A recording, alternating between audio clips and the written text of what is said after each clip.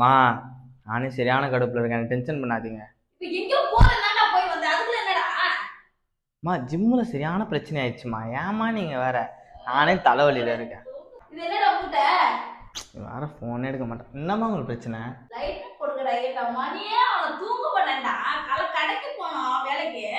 நான் பாட்டுக்கு வீட்லயே இருந்து ஒர்க் அவுட் பண்ணியிருப்பேன்.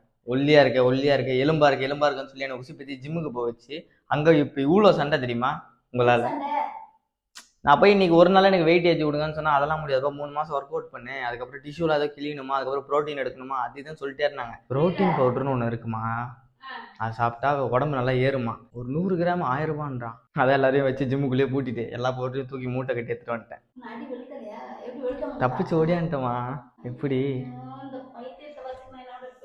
மறக்காம அந்த சப்ஸ்கிரைப் பட்டன் மட்டும் அழுத்தி விட்டுருங்க.